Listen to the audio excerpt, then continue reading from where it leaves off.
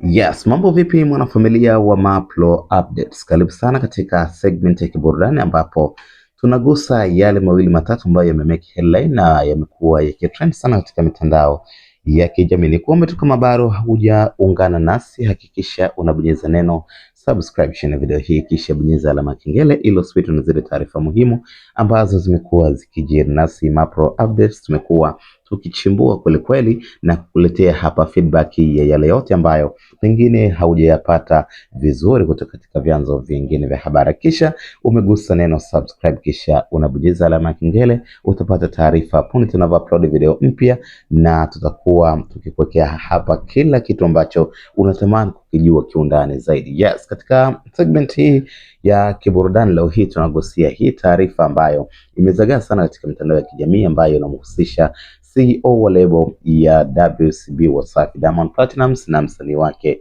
Official Zuchu, ambapo wengi tunafahamu kwamba walikuwa katika mahusiano, na wiki iliyopita tuliripoti taarifa ya Zuchu kupelekwa hospitali kwa ajili ya kujiandaa kujifungua, lakini habari njema ni kwamba tayari ameshajifungua, lakini ujio wa mtoto huyo ndicho chanzo cha wawili hawa Diamond Platnumz na Zuchu kuweza kutupiana maneno ya lawama, na imepelekea hadi Zuchu kuweza kutaka kuachana na msanii huyo Diamond Platnumz. Kama unakumbuka, waliwahi kufunga ndoa na ripoti tulizoona katika mitandao ya kijamii, na nitakusomea kile ambacho Zuchu amekieleza na nitakueleza sasa ni kwa nini nimesema kwamba mtoto aliyejifungua Zuchu ndio sababu ya yote kutokea. Zuchu ameandika katika Insta story yake hivi: Hello my GPG, mimi na aliyekuwa mwenzangu we are now separated and going through a divorce.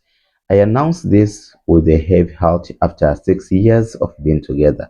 I have finally decided to choose myself. Namtakia aliyekuwa mwenzangu Nasibu Abdul na familia yake kila la heri. As for me, muda huu ni wa kupona na kufocus zaidi kwenye afya na kazi zangu. Riziki imeisha, alhamdulillah. Tulijaribu lakini Allah amepanga yake na sina budi kuikubali, ndio ubinadamu, ndio maisha. Amemaliza Zuchu kwa kusema hivyo, akimaanisha kwamba kwa sasa anafuatilia swala zima tu la taraka, lakini kuendelea kuwa pamoja na Diamond Platnumz imeishia hapo, ni over kwa sasa. Sasa unaambiwa Zuchu baada ya kujifungua bwana, mawifi wakina Esma Platnumz walifika hospitalini na Nasibu Abdul mwenyewe pia aliweza kufika hospitalini, lakini katika hali ambayo wengine wakisema kwamba ni ya utani, lakini wengine wakisema kwamba walikuwa ni very serious, na kwamba walikuwa wakimshangaa mtoto wakisema kwamba huyu mtoto mbona hajafanana chochote na baba yake, na wengine wakisema kwamba hata nywele ukiziangalia ni kama zina asili fulani hivi za ushombe, kwa maana ni kama amemix na mzazi mwingine ambaye si wa asili ya Kiafrika, jambo ambalo limemchukiza sana Zuchu na imefika mbali kusema kwamba hadi familia ya Diamond Platnumz ni kama wamemsusia hivi mtoto, licha ya familia hiyo wakiulizwa watoe majibu ambayo yamenyooka kuhusiana na habari hiyo, lakini inasemekana kitu ambacho kimemfanya Zuchu aweze kuchukia